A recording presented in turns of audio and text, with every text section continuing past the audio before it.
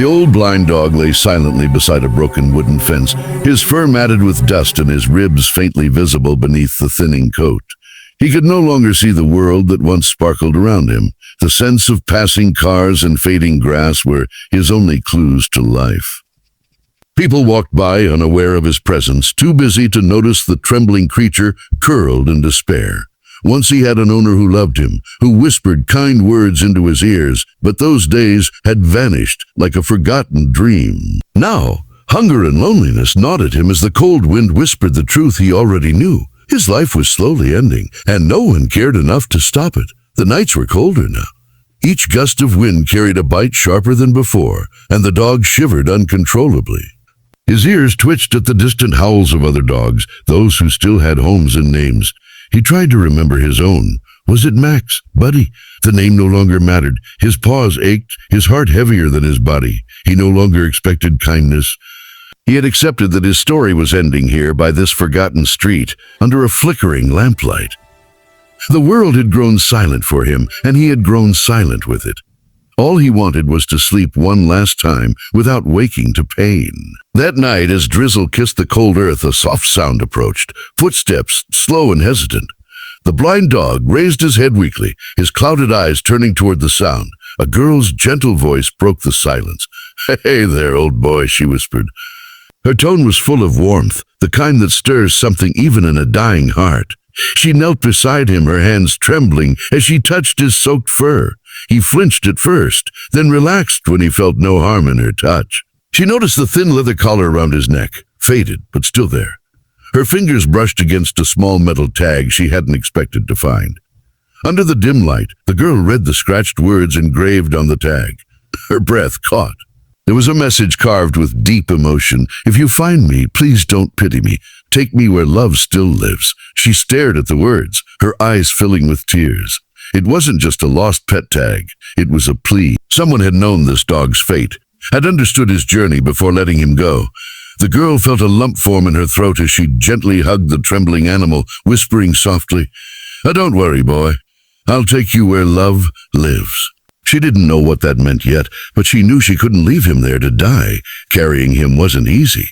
The dog was frail, yet heavy with the weight of suffering. She wrapped him in her jacket, ignoring the rain soaking through her sleeves.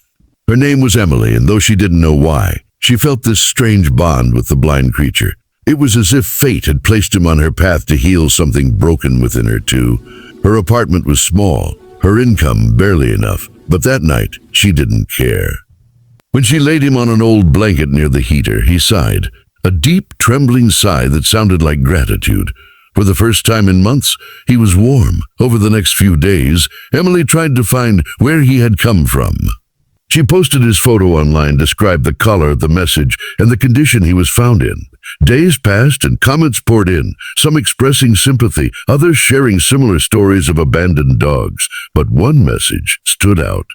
A woman named Margaret wrote, "That's Charlie. He belonged to my late father. Please, can we talk?" Emily's heart skipped a beat.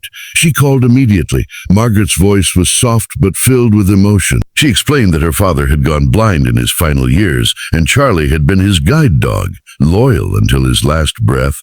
Margaret told her how, after her father passed away, Charlie refused to eat for days. When he finally wandered off, they searched everywhere, but he had vanished. The caller's message was her father's last request. He had written it before he died, wanting Charlie to find love again if ever lost. Emily listened in silence, her eyes wet. She looked over at Charlie, sleeping peacefully on the blanket, unaware that his story was unfolding again. Margaret asked to meet, her voice trembling with hope. "I just want to see him once more," she whispered. Emily agreed, her heart full yet uncertain about what this reunion would bring. Then one morning, Emily woke to find Charlie lying peacefully, his breathing shallow but calm. She knew the time had come. She knelt beside him, whispering softly, "It's okay, Charlie. You're home now."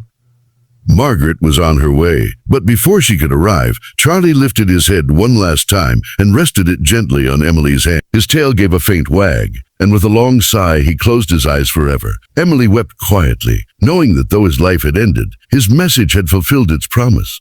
He had found where love still lived. The room was silent except for the faint hum of the heater. Emily sat beside Charlie's still body, her tears dripping onto his soft fur. There was something strangely peaceful about his face, as if he had finally found the rest he had been searching for. She ran her fingers along his collar, tracing the words once more. Take me where love still lives. She realized now that the message wasn't just about finding a home. It was about rekindling kindness, about reminding people that love never truly dies. It just waits to be remembered. That thought gave her a fragile kind of comfort, the kind that hurts and heals at the same time. When Margaret arrived and saw Charlie lying still, her body trembled. She dropped to her knees, hugging him tightly, whispering things only a heartbroken soul could say. "Thank you for bringing him back to me," she murmured to Emily, her voice breaking. "He waited for me, even at the end." Emily nodded, tears flowing freely. Together, they wrapped Charlie in a soft blanket, one that Margaret had brought, the same blanket he used to sleep on beside her father's bed. They decided to bury him in the small meadow behind Margaret's home, where wildflowers grew untamed and sunlight fell like gold dust in the mornings. The burial was quiet and simple. Emily helped dig the small grave, while Margaret placed Charlie gently inside. A soft breeze brushed their faces, carrying the scent of blooming earth and memories. As they covered him with soil, Margaret whispered, "He was my father's eyes and my heart." Emily placed the collar atop the grave, her fingers trembling. For her, the words on that metal tag would never fade. They had changed something deep inside her. Margaret promised she'd plant flowers there each spring. "He'll never be forgotten," she said, and Emily smiled faintly, knowing it was true. Days turned into weeks, but the memory of Charlie lingered in Emily's small apartment. His blanket remained by the heater untouched. Sometimes she'd wake in the middle of the night and swear she could still hear his faint breathing, feel the warmth he had brought back into her life. Something inside her had awakened, a compassion that refused to fade. She began volunteering at a nearby animal shelter, determined to help other lost souls like Charlie. Each time she saved one, she whispered the same words, "I'll take you where love still lives." It became her promise, her mission, her way of keeping Charlie's message alive. The shelter was filled with stories like his, animals abandoned, broken, forgotten. Emily began sharing their tales online, writing about their journeys, their hopes, their transformations. Her posts started gaining attention, touching hearts across the world. People donated, adopted, and even started their own rescues. It was as if Charlie's spirit had ignited a quiet revolution of kindness. Margaret joined her efforts, creating a small foundation named A Charlie's Light. They dedicated it to helping senior and blind dogs find homes, giving them the love they had once lost. The mission grew faster than either of them expected. One evening, while cleaning the shelter, Emily found a small brown puppy trembling in a corner. He had a cloudy left eye, not completely blind, but barely able to see. Her heart clenched. "Hey there," she whispered softly, just like she had the first time she met Charlie. The puppy whimpered, then leaned into her hand. Without hesitation, she took him home. She named him Hope. When Margaret heard, she laughed softly through tears. She said. Emily smiled. "He already does," she whispered, looking up at the sky through the window. The stars seemed brighter that night, like old souls watching from above. Hope grew quickly, and though he couldn't see well, he trusted Emily completely. One summer evening, Emily visited the meadow alone. Hope, now older but still playful, walked beside her. She sat by Charlie's grave, brushing away leaves and whispering softly, "You did it, Charlie. You changed the world." The wind rustled the tall grass gently, like an invisible wag of a tail. Hope lay down beside her, his head resting on her lap. Emily smiled through tears, feeling the familiar warmth of gratitude and grace. She realized that sometimes the smallest lives leave the deepest marks, not through words or fame, but through love silently lived. As the sun set behind the trees, painting the sky in gold and crimson, Emily looked at Hope and whispered, "We'll keep going, won't we?" The dog tilted his head as if to answer.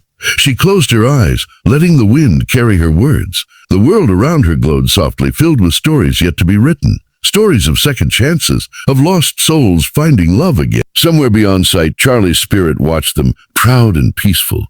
And in that quiet moment, Emily knew one thing with absolute certainty: love never ends. It simply finds a new home. Years later, Emily's hair had grown streaks of silver, though her eyes still carried that same gentle light. Hope had grown old beside her, his muzzle gray and his steps slower, but his spirit remained bright. The shelter she'd once built out of pain and love had now become a sanctuary known across the country. Photos of rescued animals adorned the walls, each one carrying its own story of survival, of finding where love still lives. And journalists often came to interview her, but Emily always said the same thing. It all began with a blind dog and a message on his collar. Every time she said it, her voice would tremble slightly, because the memory never lost its warmth. One rainy afternoon, as Emily sat by the window sipping tea, Hope rested his head in her lap. The soft pitter-patter of rain on the glass reminded her of the night she had first found Charlie. So much had changed since then. She had healed, learned, and loved again. And loved again. Yet in that moment she felt time fold over itself, bringing her back to that wet street and that trembling creature who had trusted her without sight.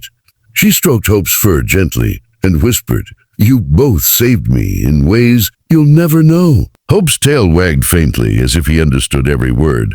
Love, she thought, didn't need eyes to be seen. Later that week, Emily received a letter, handwritten, the ink slightly smudged by rain. It was from a young woman who had adopted one of the blind puppies from their shelter. "He's my whole world," the letter read. "I was struggling with my own darkness, and he showed me how to see light again." At the bottom, the woman had written, "I read Charlie's story. It changed my life." Emily pressed the letter to her chest, tears welling up once again. The story that began with pain had become a chain of miracles, touching lives she would never meet but always feel connected to.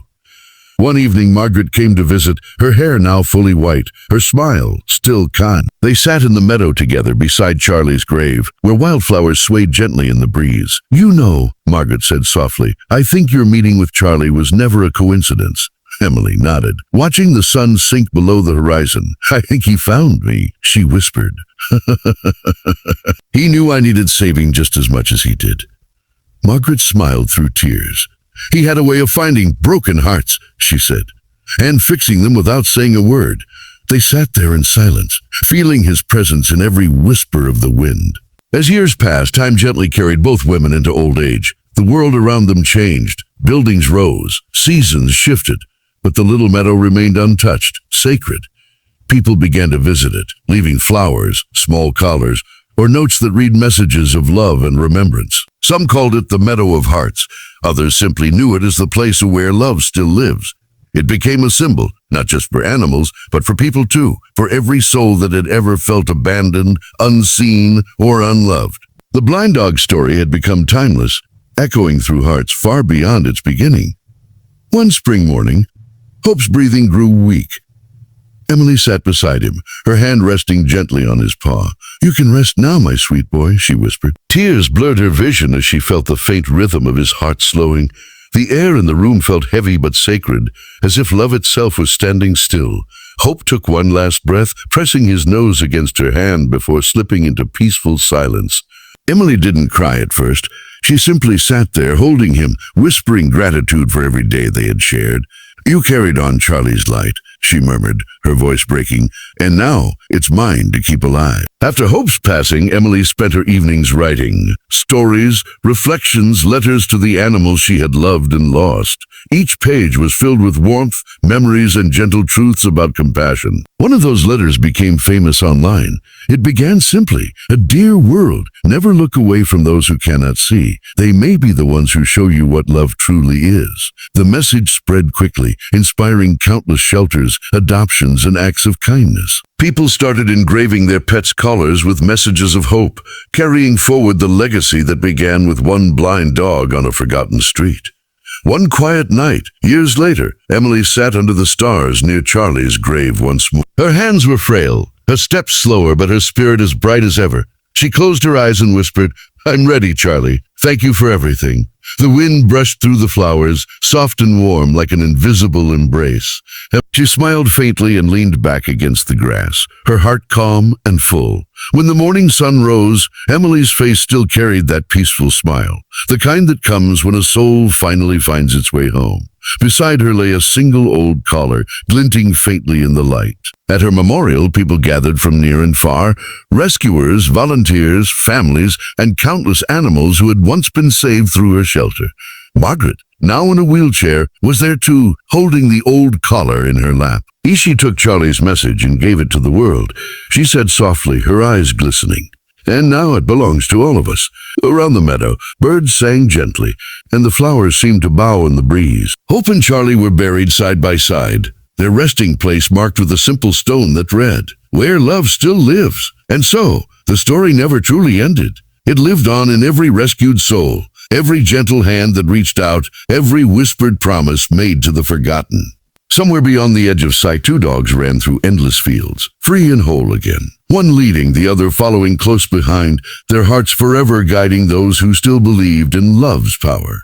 For in the end, it wasn't blindness that defined them, nor loss, nor pain. It was the courage to love without needing to see, and to trust that, even in darkness, love will always find its way home.